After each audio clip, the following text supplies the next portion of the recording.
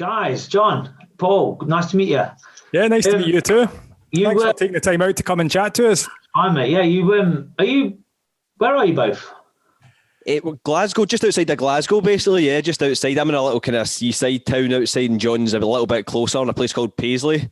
Yeah, right, okay. Sunny Paisley. Never sunny in Paisley. No, it's never sunny anywhere this year, is it? Where are you, Rob? Where is it you are? I'm in Derby, in the Midlands. Oh, yeah. Right in the centre of the country, mate. Right in the centre of the chaos. We're not northerners, we're not southerners, mate. You know what I mean? So, your own little thing going on down there. That's it. So, yeah. So what have you been up to? You keeping yourself busy this year? Doing all this craziness? Yeah, I'm keeping myself very busy. I've not released a lot of new music. I've released an ambient album. Piano solo stuff, which I do as a separate thing to my disco house stuff. Okay. That's my escape from the disco house and stuff. And that's under my artist name, Calm Drama, and that's like a kind of Ludovic Einaudi sort of stuff, you know, that kind of thing. Yeah. So I've done that. I've released an album on that, and then production-wise, I've done a few disco bits. I've done a few remixes. I've just recently done a DJ Shadow remix that I put out the other day, which is like a deep house sort of thing. Brilliant. And then but mainly I've been teaching this year. I've done a lot of teaching, a lot of tutoring, a lot of YouTube sort of stuff, and a lot of one-to-one music mentoring for disco house, funk, soul, whatever, you know, that whole bag of things, which I do for my Waxadisc. What track is that, Rob? What Shadow track is that you've remixed? Scale It Back.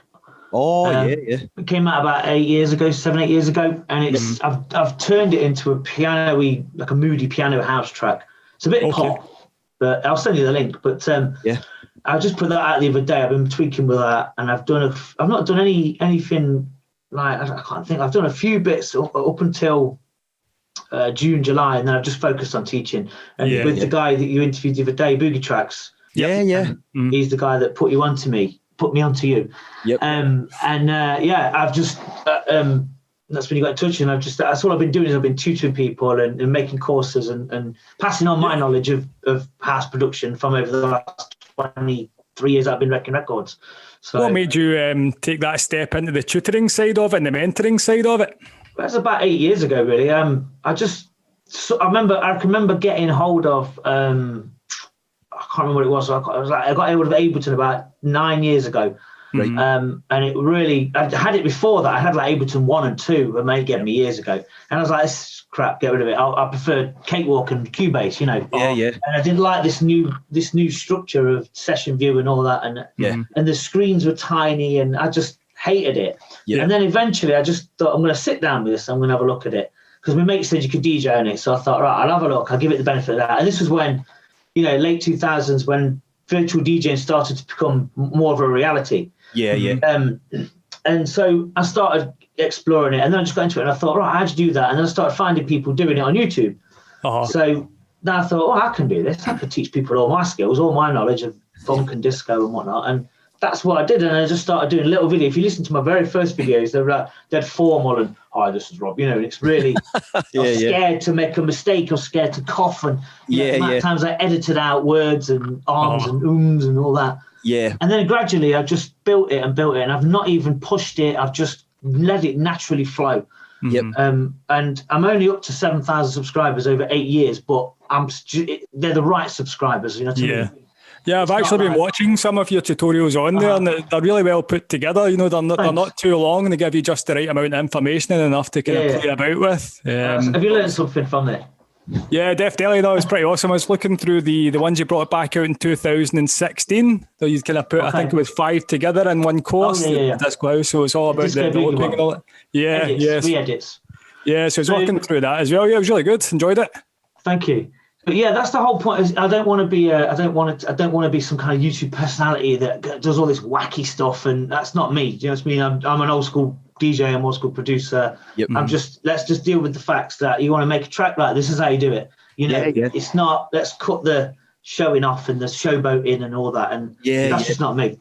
I just rather pass on the knowledge and help people. And the buzz I get back from somebody I've never met and I'll never see Yep. And going, oh, you've helped me do this track, and I you know, and when I see Boogie Tracks who's made stuff, and there's other people that have got stuff Boogie out. Tracks is putting out some great music now, and he's definitely going to give you a big credit when we were chatting to him as well.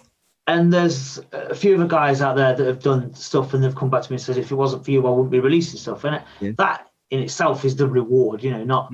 Yeah, and the thing as well, Rob, we were talking about that with Boogie Tracks, the fact that guys like yourself don't usually get a lot of credit from it. People will learn the craft from guys like yourself, and then before they know it, they're away with releases, but they never really traces back to the guys that helped show that support and help to teach the guys. That's it. Pleasure to get you on. That's it, and that's you know, that's what it's all about. It's like the silence. I don't know, the silence. I'm not looking for that. Yeah. Do you know what I mean? I'm not going, oh, I want you make sure if you make it to the top that, you know, you credit me. No, not at all. I've helped 20%. Yeah. Even before YouTube and all the videos and that, I was always helping out mates in studios. Kids would come to me, younger lads would come to me, and you know, there's a guy called Andy Holder who he now works for TrackSource. And he's an old friend of mine from when we were kids. And in the 90s, he wanted to be a DJ.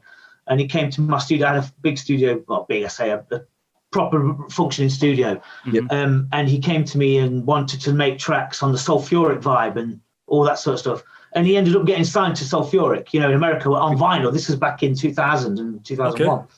And he now works for TrackSource. I don't think he produces much now, but he works for them.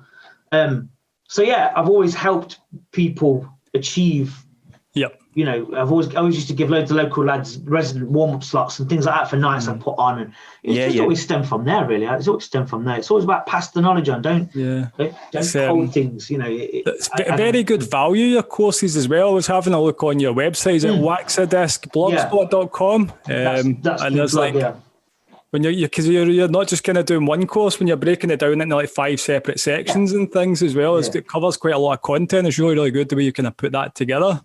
Well, that's what you've got to do. Is it's like some courses they'll charge you the earth, and then they don't give the actual nitty gritty. They give you a very generic kind of bait structure. It's like some people that I teach come to me and they've been taught by an EDM producer, with all due respect. But the arrangement's the same. There's not much difference in arrangement in terms of arranging a track and laying a track. But the mentality of it is not the same as putting in the soul of it. If that makes sense. That's not taking anything away from EDM. I'm literally saying that you have to feel disco. And you have to feel it, like if you know what I mean. I'm not being, and that's not a snobbish kind of thing or anything. There's a difference in purely synthesized sounds and mad tracks that are designed solidly to make you go crazy, and then there's an element of designing tracks that are soulful, you know. It's just I don't know, that's what I try to get across in my tracks, is less genericness and more about feel. We've been speaking to quite a lot of people this year, and everybody's kind of coming back to the same thing about having that kind of live element in there as well, rather than it all being synthesized, like you say, and having that kind of, I don't know, groove going on, I guess. Yeah, but we're all still using synths to do this, but we the more organic a sound, like you use Electric Roads or you use some strings. There's some amazing software out there now that gives you that real feel, like the string software, the orchestral software. And whereas before, a string sound on the keyboard would just be flat. Whereas now you've got the nuances and all the different and all the bends and trills and crescendos, and it's all in there now. And you can get it for nothing. You get it for free. You know, there's a great piece of kit out there called Lab Studio. I don't know if you've heard of it. No, I've not heard of that one. It's just full of strings and orchestral stuff, and it's amazing, you know. And there's nothing to stop you making as organic music as possible. You can't even tell now what's done on a computer or what's done with an orchestra. You know what I mean? In a movie, even in the movies, you know, it's like what you know, someone made that on a keyboard and a bit of software. So it's nice to have that live feel in a track, even if it's just putting in a live Congo loop on top of a purely synthesized 808. You know, it's just all about delivering as much realism as you possibly can, I suppose. So do you tend to use mainly software now then, rather than I do, hardware? I do. I've got a Korg MS-2000, and I've got 3 of the Korg The little boxes, what are they called? I can't remember the name. Don't ask us. The Volkers. Oh, yeah. I can't remember. It took off my tongue. I've got a Volker sampler, I've got a Volker keys and the Volker drums. And what I tend to do is put loops in the Volker, but this is more for live performance. Oh. So I'll put in vocal snippets in the sampler because they only hold a minute's worth of sample. Yep. So they're the only kind of hardware things that I connect up, and I'll sync those to Ableton. And there's a couple of controllers, an Ovation 49 key and a little pad, an Akai MPC there. But in terms of just hardware, no, I will plug in the MS2000 sometimes for a lead line. But most of the stuff I use is soft bass, because some of it is awesome, like the Tyrell and the Juno 106 replica. And there's a few others that I've done videos on. They're just some great sounds in there.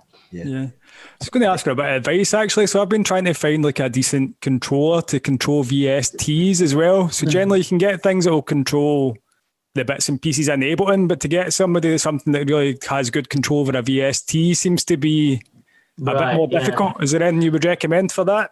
Rob, make sure you charge him for this advice. He's got you on for a bit of free advice. This is all this is. I know John well. I've given away plenty of advice for free. It's the best thing to do. But I mean, the novations are good, but again, it depends what you say. You want to control the third-party VSTs. Yeah. Yeah, I mean, a lot of them you have to kind of assign anyway to yourself. You have to configure them yourself. So with the Tyrell, you could click the configure button and you can choose whichever. You have to manually do a lot of them, which is a bit of a headache. I mean, the Ableton Push is good for automatically connecting to all the Ableton things. It just instantly does it, because with an Ovation keyboard, you can't see what you're touching because there's no LCD, there's no screen. So with a Push, it's better, but then you've not got the keyboard. Do you know what I mean? Yeah. That's so a trade-off. I mean, I've been through I don't know how many audio keyboards. I've been through countless Novations. I've been through Rolands. I've been through so many soft controllers over the years, and all I use is just a standard 49M audio. It's got a modulation on. This is just for making tracks at home if I'm jamming. But for live purposes, I will use the Novation 49 launch key 49. So it depends how much you want to configure things to your VSTs. It's just sometimes things are automatically done. You'll get the cutoff will automatically configure from a VST, but it's not something I've really read into massively. But okay. An Ableton Push is the one for quick. Yeah, I've really been toying with that idea of getting a Push for about the last 6 months. I keep saying to Paul, actually. I'm sick of hearing about it, Rob. Just buy one already. I did have a Push 1 and I got rid of it, and then various things happened and I got rid of bits of equipment and I bought back the Novation and stuff. But there's so many. They come out so frequently now. There's all sorts going on. I mean, there's that Native Instruments one, and the one with the little control keys. It's got like rainbow coloured keys at the back. I had to go on one of those in a shop about 2 years ago, and they were incredible for grabbing. But you had to use the Native Instruments pack. I think Arturia has something similar as well, don't they? Where they can control the V collection with their, is it a mini lab or something it's called? Santa, see if you're listening to us right now, can you just drop off 3 push weeks? He's quick, mate. He's get that in for Santa. This is my letter to Santa right now. I'm just going to put that out there. But I mean, it's like, think in terms of those kind of technical sort of things of what you can do with hardware and stuff. I'm a little bit of a dinosaur, to be honest, because I've got a Roland piano here, that's a piano that I bought 3 years ago, and it's got a USB Bluetooth connection where you can sync your phone and have a little screen on them. You know what I mean? Kids can use it, a lot of sort of things where the things come down and all that. I just don't do it. I just don't use it. I just get on it and I play it and that's it. And it's not, I don't know. I'm a bit of a, I can't be bothered to link that to Bluetooth because it means downloading this and it means, Me and John were talking about that. It can get a bit overcomplicated. Sometimes you end up overloaded with things to try, don't you? Yeah, I've got too much. I mean, what's that you've got behind the Nutcracker there? What's that you've got? Is that it's just the MPK 49, just the Akai. So it's kind of like, I try to keep it simple by getting something like that. So at least I've got the drum pads, the keys, and some faders to hand without just going, a bit overboard. Well, that's it, innit? You can end up it's too much. That's why I try and simplify the courses. When I make my courses, I try to keep it, cut the crap out and keep to the bare minimum. Definitely. And then sometimes people will email and say, "Oh, how'd you do this?" I'm like, "Oh God, I don't know." It's like, but then I'll quickly, always find as well that nothing ever works the first time. It's always like plug and play. It's never a plug and play. And then it never works the third time either. You always get the second time it'll work, and then you go back to the third time. Mate, if you don't get that Windows sound or whatever it is you plug into it, it can be frustrating. Yeah. Just going back to the importance, Rob, of nurturing the new talent and things like that as well. I think you were saying before as well that a lot of people don't like to give the knowledge out if they've, especially in this social media driven world. It's very competitive, isn't it? And it's people like to give that up. So the importance of what you guys are doing, basically, and nurturing that talent and giving this, putting these skills back out there is pretty essential to, especially focus on the disco-based stuff, because that's a real talent in itself to put that stuff down. It is. It's quite niche in terms of what you can do out there. I mean, there's so many Ableton courses, but they're just teaching you how to use the software and how to navigate. Yeah. Which is, some of them are brilliant. I mean, these Ableton certified trainers are hardcore, and they know how to do Max for Live, and they know how to put it all together with the oscillators, and they connect all these different audio effect racks. It goes on and on and on, and you just, you know what I mean. But what I have noticed this year, obviously since lockdown, is quite a few big names are coming forward, and they're doing their own courses and their own, because everyone's surviving now. I've noticed Roger Sanchez is doing a DJ course. I've noticed a couple of other names that have started to put out stuff and pass on. I've not looked at what they've done, but I've seen adverts and and I saw Roger Sanchez doing a DJ course and how to, which always baffles me, how to be a DJ, how to do a DJ course. I've never quite understood that, because you can just, again, it's all about feel. You can't. It's like teaching a kid to play football. They're either going to have the flair or they're not, and it's But it's great to see. It's great to see people like Sanchez, who are masters, who have been around for 30 years, passing on their knowledge as well. However they do it. There should be more of it. You should have Dave Morales doing a masterclass. You should have, Calvin Harris doing a masterclass. Whoever they are in their respected field.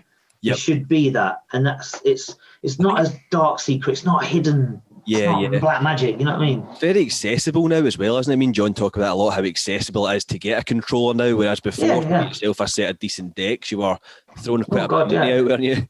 Yeah. Used to have to spend an absolute fortune on a set of Technics, and it would take about 4 people to carry them home. Exactly. First pair of Technics I bought was £500, and that was second hand, and that was in 1994. And they're probably still going strong though. I sold them, right? I sold them. I've got one back in, and I've got another one, but I've sold them years ago. I had a bit of a 2004 World Cup, I think, or was it 2002 World Cup? I can't remember. Around that time, was it a World Cup in 2002? I think it was 2004. Yeah, it was all I know, Rob, we weren't in it. Well, that's it. So there could have been any year, as long as anything 98 we don't know about, all right? So around that time, everything went CD.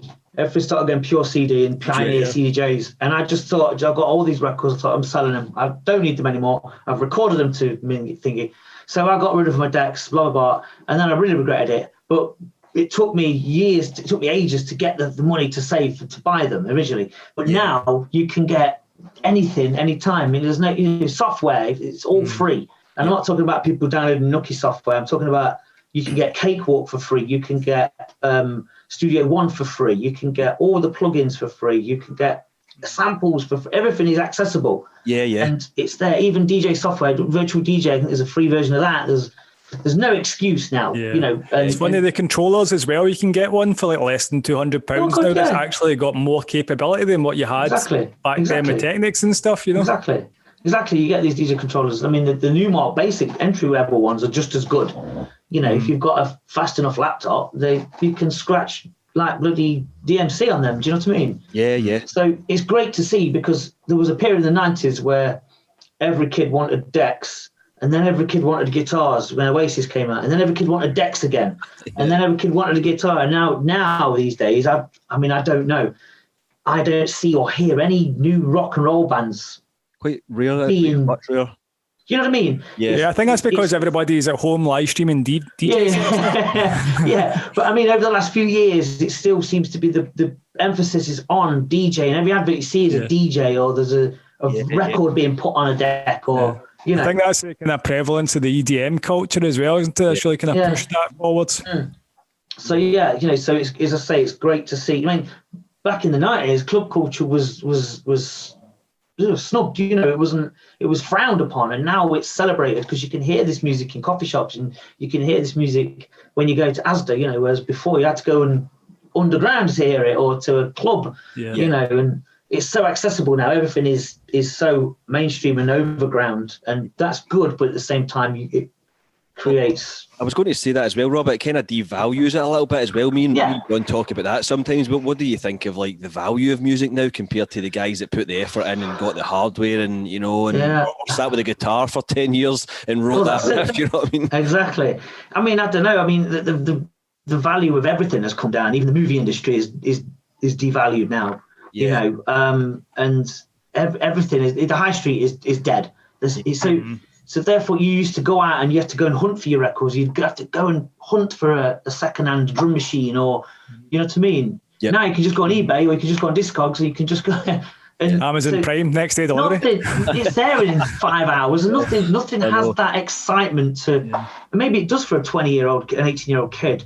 But I suppose for us older lot, it's like the value of something. I spent a fortune on Discogs this summer because I've been at home and I've been buying back records that I sold years ago. And so I've been doing that for a nostalgic thing, but it's not been difficult. I've picked up bits that I forgot about and that I'd never got in the 90s. Years ago, like, let's go to a second-hand shop, or let's go to a car boot sale and do some digging. Yeah, you don't have to do that. You can go on Discogs and you've got 30 to choose from. Yeah. So again, it's great. That was part of the fun back in the day as well. You would go to the town on the weekend to get your set together. You'd spend a small fortune on just about 4 tunes. Exactly, and you couldn't wait to get them home, and then you'd play them and you'd hammer them and you'd put them in different mixers and. Also, I think as well, looking at it now, the DJs weren't just valued for their skills; they were valued for their record collections as well, weren't they? Yeah, you were booked for, because they knew you had the music and you had the exclusive music, and nobody else was getting it. Basically, you're right, and I think we used to book lots of DJs. This worked for a club called Progress in Derby, and we booked everybody from Pete Tong to Follow Jackmaster Funk to Boy George, blah blah blah. Yeah, and we'd have big guests on every week, and you knew what to expect. You knew that they would bring some bullets. We had Andy Weatherall play twice, and then a week later we'd have John the Please Women in full drag. Do you know what I mean? It was so varied. But you knew these guys would perform, and it would all be on vinyl and 2 decks and a mixer and 2 faders, and that was it. And they would pull it off every time.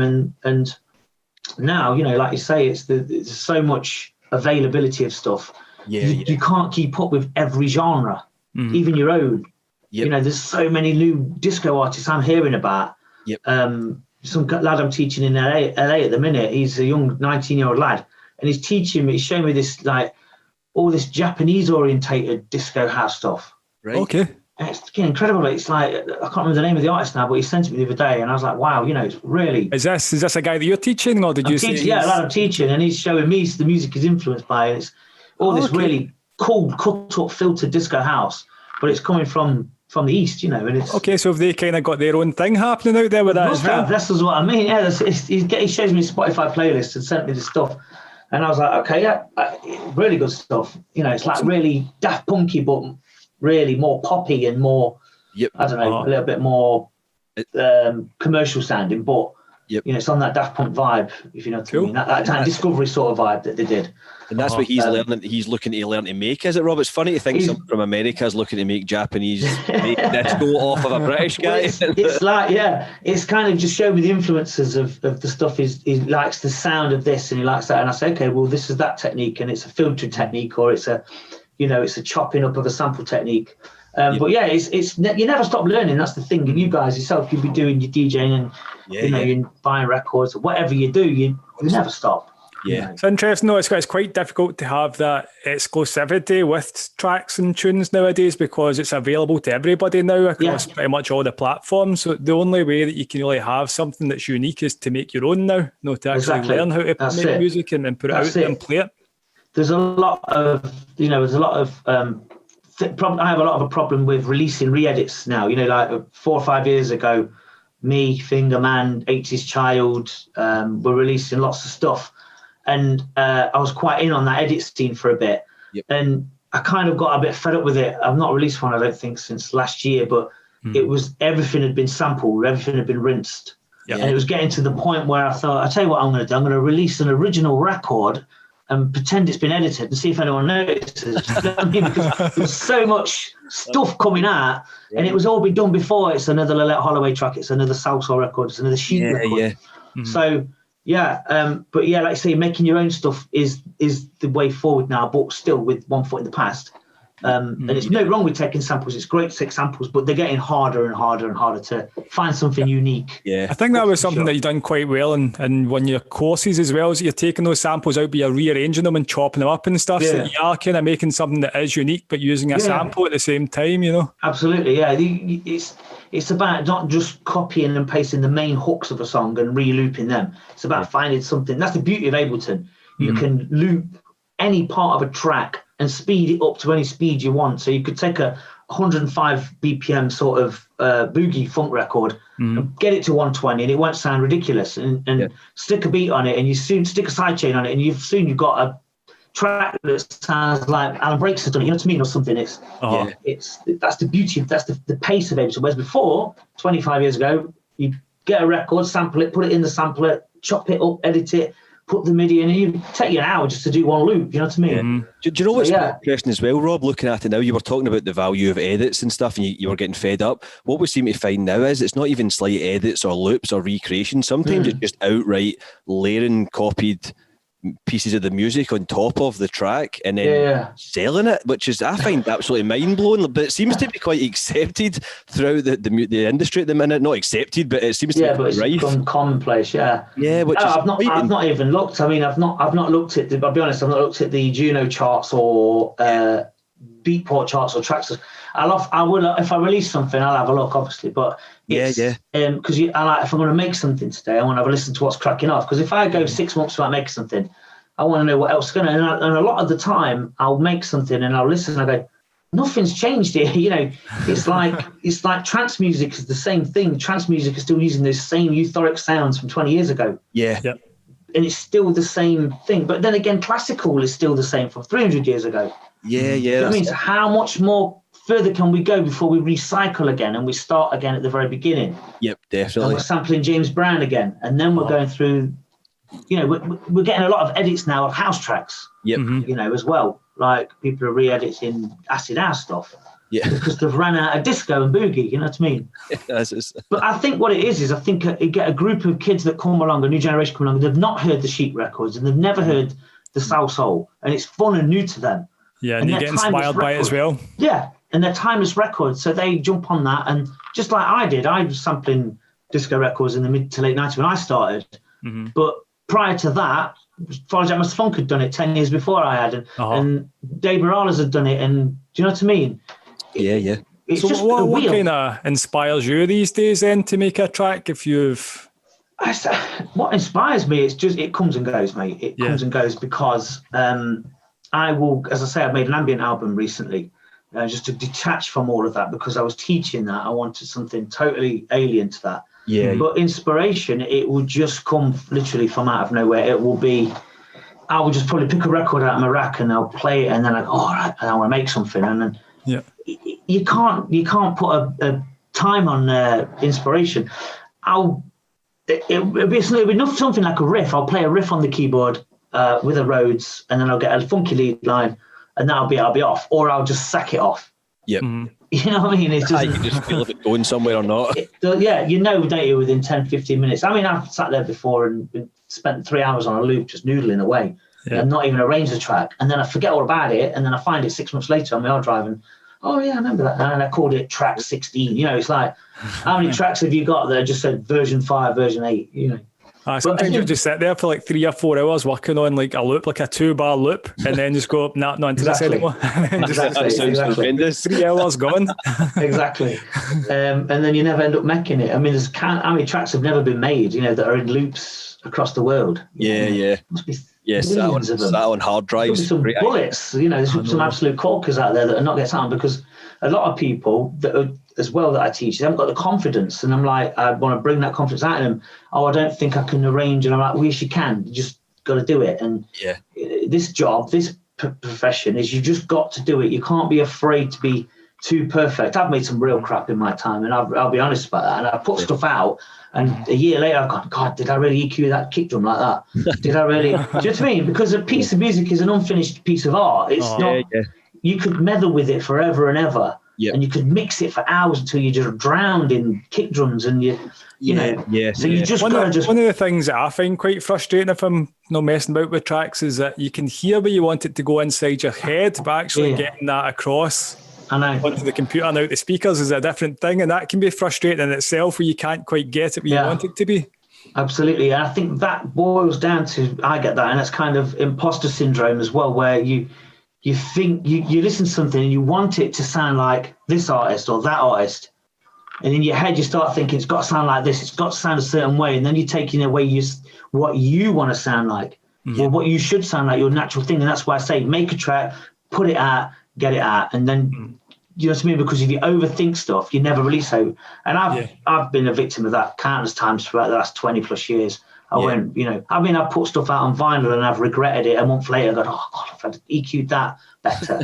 But if I'd sat on it, I would never have released it. You know what I mean? That's what you just got to be a little bit more brutal with yourself, and to hell with that EQ of that hi-hat was crap, Yes, so just push through and actually get it finished and get out there. And that's what I aim to do with the courses I do, and what I do with people. Just put your stuff out. Don't worry about it, I think technology as well, that nowadays it allows you to go back and make those edits, whereas before, talking about the 70s, guys were slogging away. Oh, God, But 20, 25 takes and hope to God that they're all going to hold together by only get 4 hours in the studio, it's got to get done. Yeah, quick, get it in, put it out quick, Yeah, I mean, I was thinking about how many unreleased disco records were made that never got pressed, because like all the record labels would have received just as many demos as they do today. But on a cassette, and some disco band would have made some belters but never released them. It'd be interesting to, find out how many tracks have never been released. I just have these thoughts sometimes, you know what I mean? That's an interesting thought, because there's probably a lot that was even just cut to record. Because you've got, what's it up in Scotland, haven't you? You've got Al Kent, who releases really rare stuff. We're actually talking to Al Kent a few months back. And he really digs deep, And I mean, he must come across rare demos and through contacts he makes. Through his disco albums that he puts out. So it's such a free-for-all right now. It's such a fight to unearth something that just hasn't been done yet, isn't it? Exactly. Something that would be an absolute gold mine, actually, all the unreleased stuff that's just never seen the light of day. Exactly. It'd be good, wouldn't it? But as I say, it comes back to inspiration, and as I say, when you ask me about inspiration, it's just it can come in the middle of the night. It can come I'll get to bed at 11 o'clock and I go, I want to go make a track. Or sometimes I'll be thinking about it driving, and you guys know what it's like, when you're doing ideas. Stuff, that's it. Sometimes the ideas pop into your head at the times when you're least thinking about them. Exactly. That's always the case. That's the best. If you think about it. You're late at night, you're really tired, and then you just have this wee idea, and then before you know it's like 5 hours later. And you go to bed with an earworm, That's it. How did you actually get started then, Rob? Who inspired you for getting into production? My dad really. My dad was a bootlegger in the 80s of jazz concerts. He was big on the jazz scene, the UK jazz scene in the 80s. He was into all that. He used to pirate gigs and my ass was always tape to tapes and videos to link to videos, and he would be copying these tapes and selling them all around the world. It was like mail order, basically. Right. And he used to go on local radio and do and announce jazz records, and he was heavily involved in the jazz scene. And so he was dragging me around to record shops all my life. All my childhood, I was dragged to a record shop, or some mate's house who's got 1,000 records or whatever. And then when I was all through my teenage years, I was a big fan of the Pet Shop Boys and electronic and those kind of things, and obviously all the hip hop and the house thing. Hip hop was my thing first off. Public Enemy were my thing. And I went to see them in concert. My dad took me to see them in 1988. I was only 12. Dad. Wow, understanding dad. Yeah, he probably bootlegged that gig and never told me. But and then when I was 16, I got the chance. My English teacher at school was best friends with a guy who owned the local record shop, and he got me work experience there. And I just went for a week and did that when I was 16. And after, they offered me a job after, because the enthusiasm I had for it was just there to see. Yeah, and that was it. And then after that, I was 16, I met local club promoters, and then I got into it that way. Yep. But musically influencing, it would be Todd Terry, 80s hip hop, Mantronics, and those acid ass tracks that those early hardware tracks, Farley Jack Master Funk, Steve Silk Hurley, Derek May, all that kind of stuff. Yep. But when the rave scene came along, that was when I really started to want a keyboard, and then I wanted a sampler and that kind of thing, like Prodigy and Alternate and all that. I got heavily into that. And then that evolved into the house thing with Sasha and Digweed, and then it was the club scene of Jeremy Healy and Smoking Joe or Alistair Whitehead, that kind of stuff. And it just went from there, and it just evolved and evolved. Like 1 minute you're into one thing, and next minute that splinters off into another thing, and you find another artist. It's just a tree that grows and grows, isn't it? Yeah. Because when we first started years ago, we kind of started with like the house music and trance music as well. It was around by the time the Dutch trance was coming through. Very often, though, it was massive about the Blue, and we had like Neil and Kane Beach Ball and all that. But we played your track quite a lot as well. That's the stuff I was playing by the end of the 90s, because when I had a hit record in the 90s. Yeah, is that everybody? Yeah, when I did that was all at the same time. Played it all the time. That was all at the same time as Out of the Blue and all those, Mario Pugh and who was the other guy, Amanda and all that. As well. It was a great period for Blizzard and all that. Was some great stuff. I loved that era. It was a fantastic era. But I was always doing my disco and my funky stuff as well in not quieter, but smaller clubs on a Sunday or a Friday night. Saturday was the trance by those days in the late 90s, without a shadow of a doubt. Me and John were just talking about that before. Me, John and my brother Chris, we were probably about 14, 15. We used to rent out the local scout hall and throw parties. We used to throw parties for the and sell tickets in school and all that as well. Crazy. And whenever we hear that track, your track, everybody, John's, honestly, that was the track of the night. It was always on. It always takes me and John right back to that point. Up and all that. Yeah. Oh, that's great. But it was a fun time, without a doubt. Yep, it always takes us a bit of nostalgia, right? Then whenever we hear that track, that is a blast for the past to our youth. Yeah, I'm like that with that in that era, especially the Guriella track. That one's about 15 minutes long, where gets me every time. The trance was a special era, wasn't it? That was a real special era in music. I think the trance stuff. It was a good era. Those 99 to 2001, around that time, without a doubt. I think that's what a lot of people forget about trance. That golden period it had. Everything has a golden period. It just does. It just does. Like your Speed Garage was a couple of years prior to that, and then and then you've had your vocal. Wardell had 1999 as well, didn't it? That was a great track as well. It actually went to number one in the charts and all that as well. It was a period where trance was actually getting to number one in the pop charts. Oh, mate, it was all over the place, wasn't it? I think that was the first time that dance music really found its own, not its first time, but its main own thing that wasn't either from the break beats or it was all of a sudden it was all that, a bit of classical influence, but just something so unique, wasn't it? Trance, it was like, what's going on here? That's even the hard trance. The German hard trance had a great scene, but it was its own thing, wasn't it? Yeah, I've never looked at it like that. That's a good point, actually. Like you say, everything came from hip hop or soul or disco, where this was solidly electronic, and just had its own identity. Definitely, that, and it wasn't soulful. It was emotional. It still made your hair stand on end. You know what I mean? It was just big, massive, euphoric breakdowns, wasn't it? Great, some great stuff. But then again, a lot of it got jumped on, and you got all sorts of remixes coming out. Everyone wanted a piece of it, and that's what happens, isn't it? Yeah. And then it becomes boring, and you get sick of it, and you move on. And we all go back to disco again. Exactly. That's again that wheel I'm on about. That it repeats itself. How was it that you were making your tracks at that point in time as well? Because obviously the technology was so different back then, and the capabilities of what you could do with it back then as well.